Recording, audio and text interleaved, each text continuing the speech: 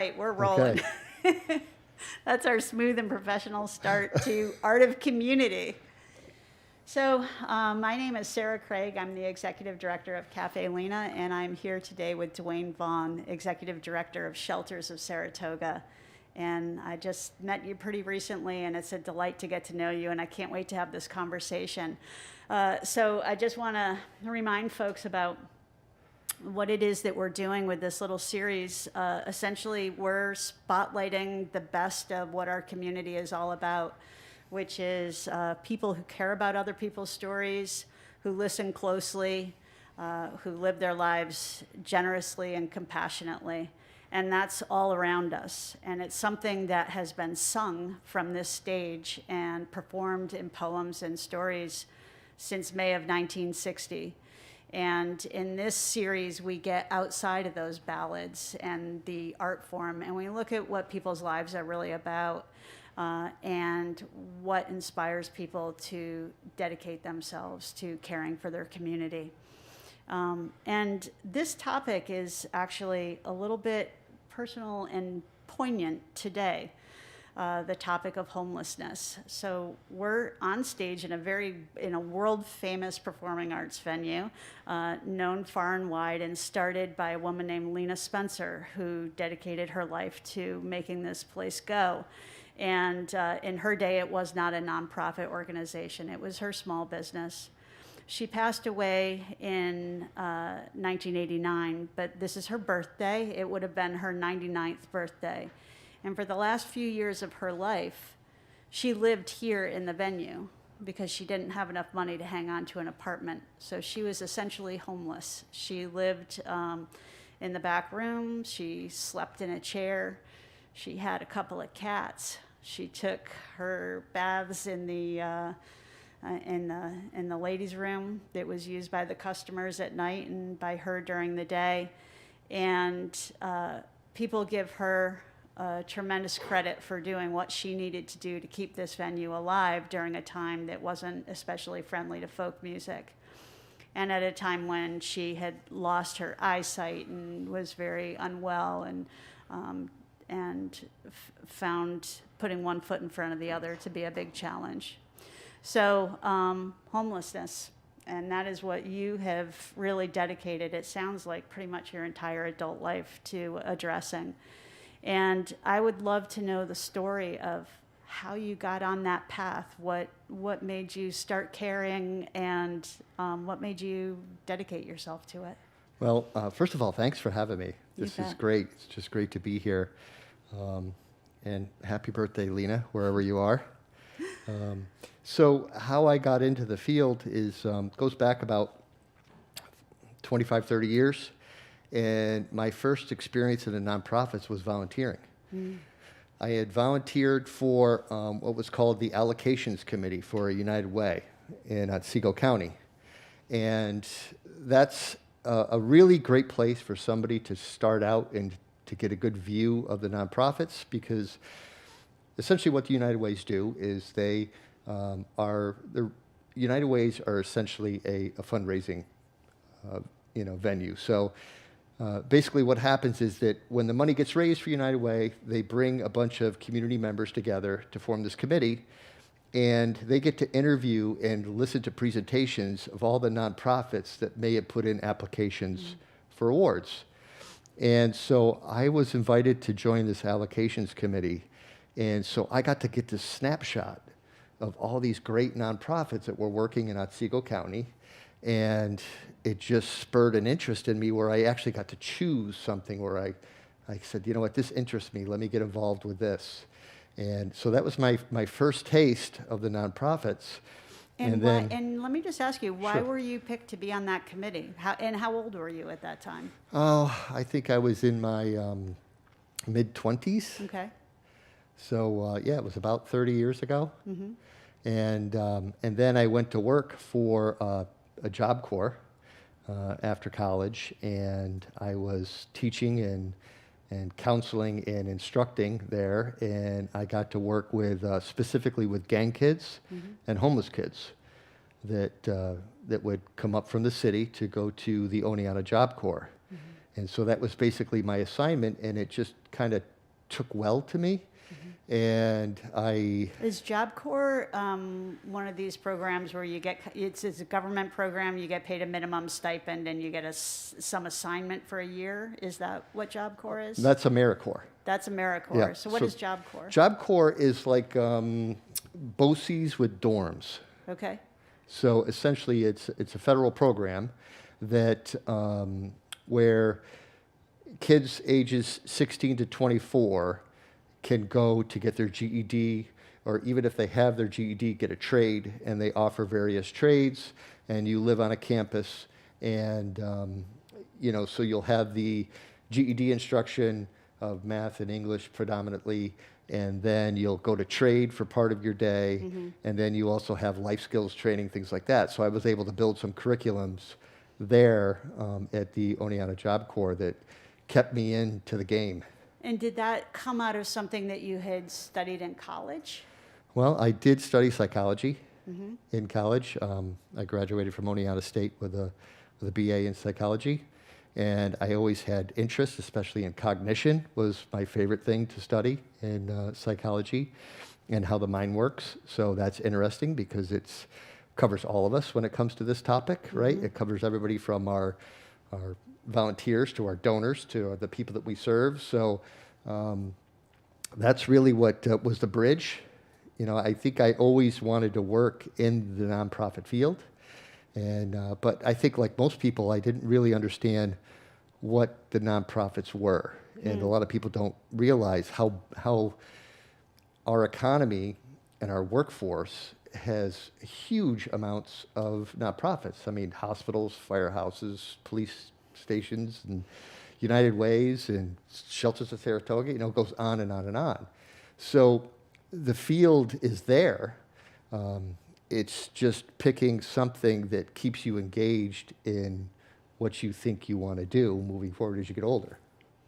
And so you went from Job Corps, and then fairly early on, it sounds like you moved toward the shelters. I did. I was homesick. I was living in Oneonta, and I wanted to come home. And this is home, right? This area? Fort Ann actually is Fort home. Ann, okay. Washington County. I'm a Washington County boy. I wanted to come home because I think impact sometimes feels different when you're working at home. And so I felt like I had, things to offer my own community where I felt like I wanted to go home. And then there was an ad that just happened to be placed where the Wait House in Glens Falls, which is a youth shelter serving children 16 to 21 at the time that were homeless, and they were looking to start up. They didn't really have a building or anything like that yet, and I applied for it and got it and was able to start that program from the ground up. So it was kind of easy for me to stay in it when you've created something. Now, granted, I had a ton of help from an amazing community, too, in Glens Falls and Warren and Washington counties, and a great board of directors. So that right mix helped me stay engaged with it and build it. And then these next steps came after that. So was that need something that you were aware of when you were a young person in high school or even younger in Fort Ann? I don't think that I paid. I think that homelessness was depicted completely different in, at least, I think, the way I grew up. It was always homelessness was pictured in the movies, some person who was dirty and pushing a shopping cart full of whatever they own and, causing problems. And I think that's the image that I had. I think that's the image that a lot of people had then. And the issue became so human to me after getting more intimate with it. And that's kind of the message that I've been trying to spread since I got into the field in 2002, 2003. So what did you learn? What is homelessness, and how does the community see it now? Well, I think that many people have come around to it because especially since I got to Saratoga, which has been about 15 months now, is that I think you and I were talking about this earlier, where we're getting this message that we're divided, politically, socially. The pandemic's not helping, right? And so to be able to to take a look at that a little with a magnifying glass and really look at homelessness and realize that this is a human issue. This is not a political issue whatsoever. This is about compassion and empathy and so many of the struggles that we see people going through: mental illness, addiction, substance abuse. To me, and I think also the way we grew up maybe in the 70s and 80s is that you were supposed to pick yourself up by your bootstraps, and well, you're in a rough time, well, snap out of it, get a second job, get whatever it needs to pull yourself out, and that's not particularly easy today. Do you still see people? I mean, I'll come out and say what I think. Sure. I think a lot of people still think that. I think that there are a lot of people who still blame somebody for losing their housing, blame somebody for not hanging on to a job, blame somebody for taking drugs. How do you get people to look at that differently? Well, I think if we could even guide the conversation towards economics a little bit helps, is that if we look back on minimum wage, and this is always a hot topic, right? Should the minimum wage be raised? And to me, it's not about a minimum wage, it's about a living wage is what we need in this country. And, the minimum wage, I believe, was during FDR times, if I recall. Well, I don't recall it, I wasn't there, but that a single family earner living on minimum wage could own a home.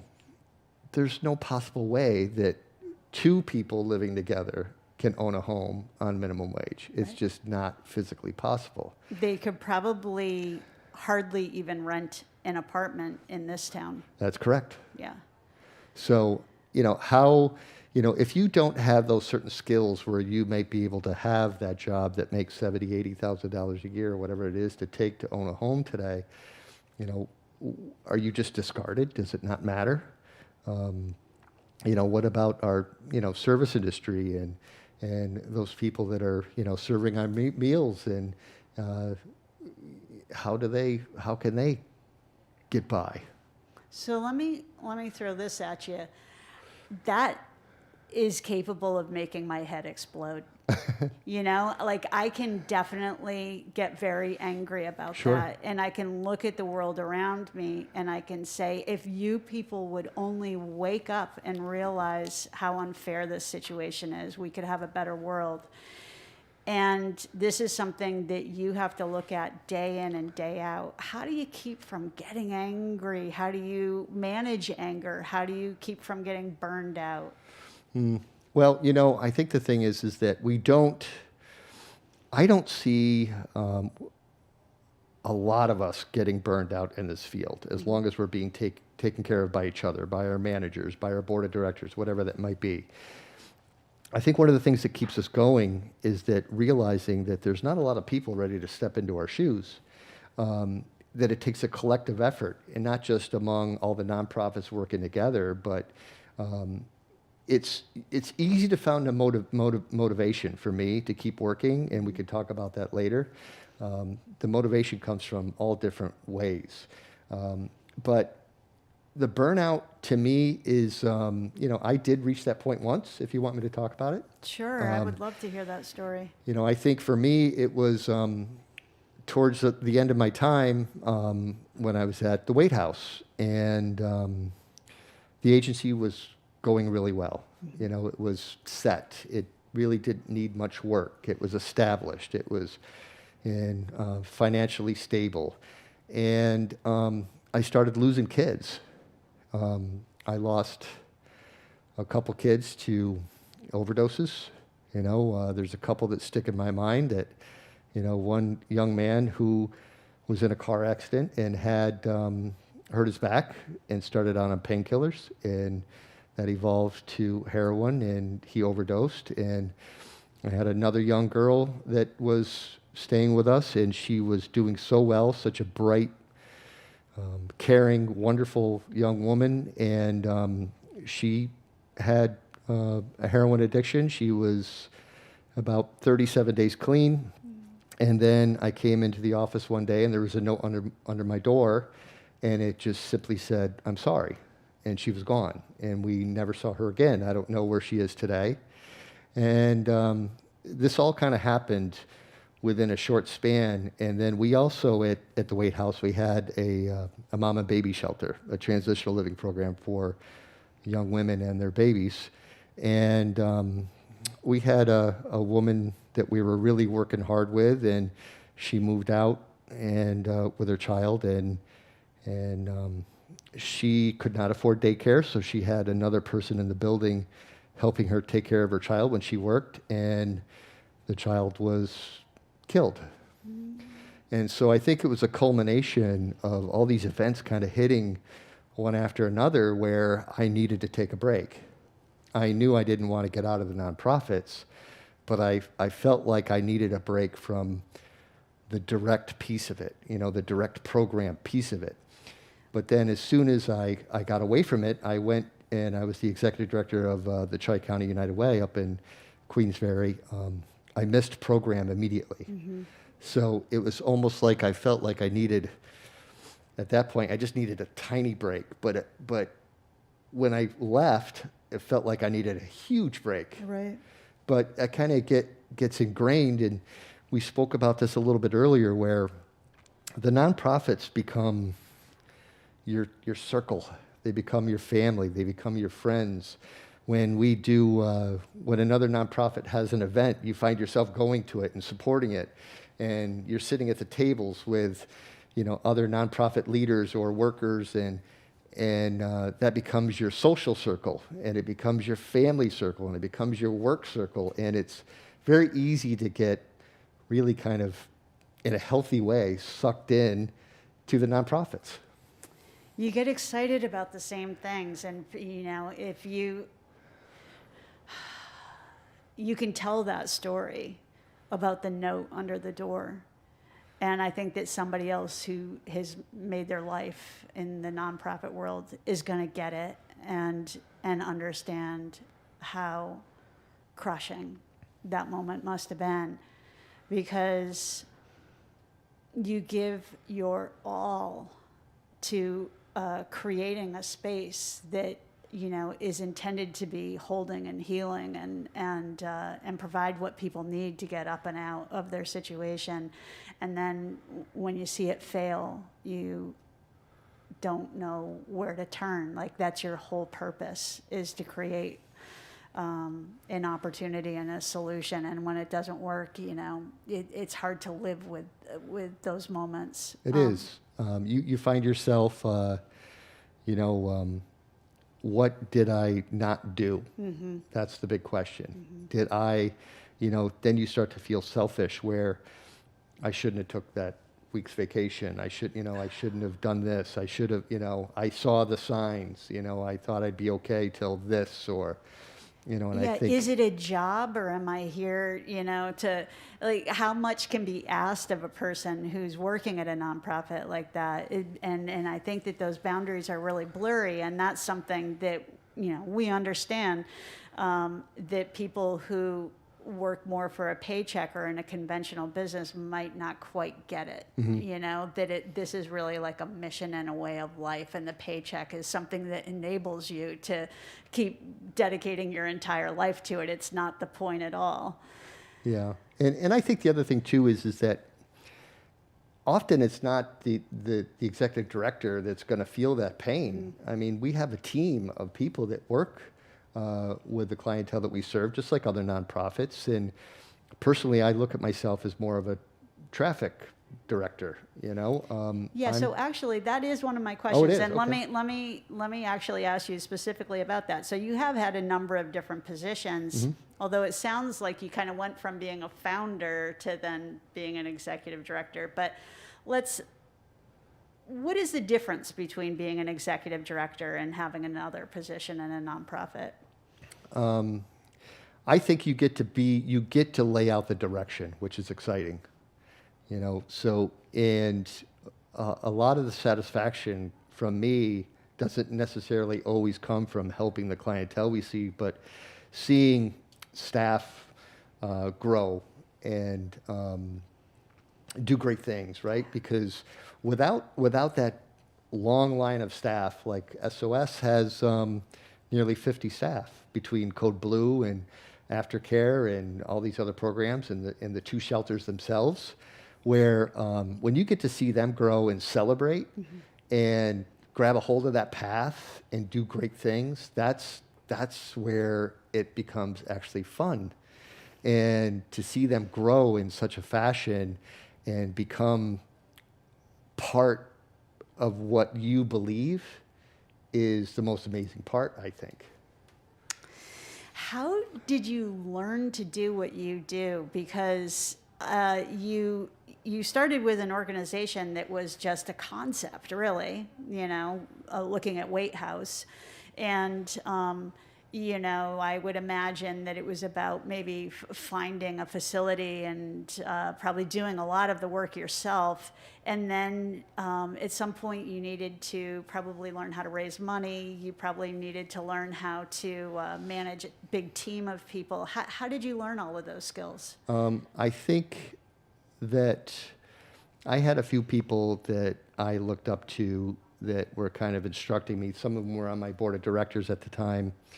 And the best advice that I was ever given was to listen. The signs are everywhere. The people will tell you what they need. The people that need the services will tell you what they need. The community is going to tell you what you need. Your local, city, county, state, federal politicians, they'll tell you what you need. I mean, the key is to listen. All the signs are there. Today, we're in a data-driven world, so you can get data anywhere. So I think the big key is just to listen and pay attention. Yeah, that really resonates with me because I really feel like this place has grown and transformed tremendously during the time that I've been here. And, people will thank me for that, but I sort of feel like it's not my idea. I was just listening to what people said they needed and tried to make it happen for them. So you're out there listening to what's needed, but then it falls on your shoulders to figure out how to meet those needs. And one question I have is, do you think of this as creative work? Is there a creative element to what you're doing? Absolutely. I think the creativity comes in treating organizations like they're living and breathing.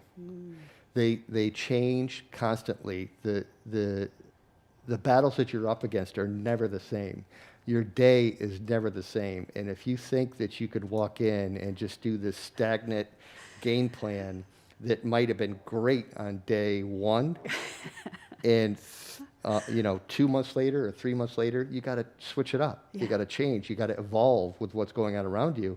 And I think we're learning that right now, especially living through a pandemic. So how do we continue to do the work under the circumstances that we're living under? And unless you're ready to make changes or maybe even accept that you made a wrong decision or you're headed in the wrong direction and humble yourself a little bit, and then you get a lot done. Does that make sense? Absolutely. And, in your line of work, a pandemic might come along. There may be a whole block that burns down. Sure. There may be a big company, a big employer that goes out of business. I mean, I could think that there were a new drug may come along that, is just touching people on the streets. And I would think that the needs of the population you're serving and the size of the population you're serving could just expand and shrink all the time. Absolutely. Yeah. We just have a few minutes left. Is there a story from the last year or so that kind of captures the impact of what Shelters of Saratoga does? There are quite a few, actually, but I'm sure I could pick out a few. Um, there's one gentleman that I think of frequently. Um, he was in shelter when I came to SOS, and I just saw, and not just this person, but many others, that the team would rally around and became ultra focused on trying to, I tried to bring in a philosophy and say, listen, discharge starts the day they enter, okay? So we're not going to be a long-term emergency shelter. Emergency shelter means let's get to work. So we tried to minimize that time of length of stay. I wanted to get that down to 90 days or less, where they move on to permanent housing, and we set some strategic goals around to that. And as soon as that philosophy wrapped around everybody, this one gentleman especially, and there was a few that this happened to, but this one sticks in my mind because I see him every day. And he worked the program so well, and he is in his mid-70s, all right, which that's a whole nother topic. Why are our senior citizens homeless? And worked the program so well that he kept graduating through the program, and then we put him into our permanent supportive housing program. And he thrived there too. And now he volunteers 5 days a week. He comes in and does the cooking for the shelter. And, he's actually living at where our offices are on 1 Franklin Square. And he has an apartment there that's immaculate. He makes it a point to make sure he gets there before me once a week to mow the lawn, to vacuum. I mean, whatever it takes, he is trying to give back, and he's being so great about it. And he has such a powerful, strong spirit about him. And if he's listening to this, he's probably going to be mad at me, but to see him go on a date, that was so cool, just to see where he's moved in such a short time. And the work came from him and staff. And, often we don't say, you got to give us 50-50. That's just not it. Yeah. Give me 5%. Give me something that we can work with, and we'll be successful. So we've seen a lot of those stories so far. It's been great. And when you say give me 5%, what is that giving? That's a willingness to follow advice? Is it a willingness to have hope again? I mean, what is that 5%? What are you asking for? I think it could be any one of those things. Hopefully it's a combination of them. But I think if there's anything missing today with the population that we serve, not just SOS, but many of the other nonprofits, and the White House was the same way, one thing we don't see is hope. When people come to us, we see them in complete despair, never even possibly thinking about tomorrow. So we want them just to think about tomorrow. It doesn't have to be next week, doesn't have to be next month, but let's try to bring back that hope, because that's probably the most powerful thing, a powerful tool that they could bring to the table. I couldn't agree more, and I've struggled so much to figure out what even is hope. And I think that the closest I've come to defining what hope is just that energy, that attitude that enables you to keep putting one foot in front of the other and moving forward. And you may not be very optimistic, you may not have a hard plan, but it's that energy and that attitude that enables you to just at least keep moving forward. Just believe it's going to be better. Yeah. Even just a little bit, and it will. Yeah. Do you have any advice that you would offer to somebody who's maybe just getting out of college and trying to think what they want to do with their life and wants to make some kind of positive impact in the world? What advice would you give in terms of considering a job in the nonprofit sector? Volunteer. Volunteer and give something of yourself, no matter how small. Today, especially with young people, we're seeing that they're exploring their avenues well into their 20s and maybe even into their 30s. Take the opportunity to check things out. Go spend some time with organizations and find out that you might find this passion that's in you that you didn't even know. Yeah. Yeah, some people discover late in life that they were born to take care of children, for example. Sure. Or whatever it might be. Yeah, I think that's great advice. Make a little time in your life to volunteer somewhere. And any last words of encouragement for our colleagues in the impact sector during this very challenging time? Well, I think that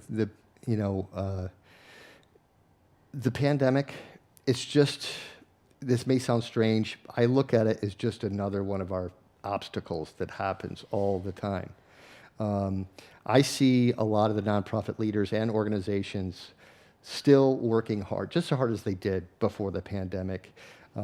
We're very used to working in some form of chaos or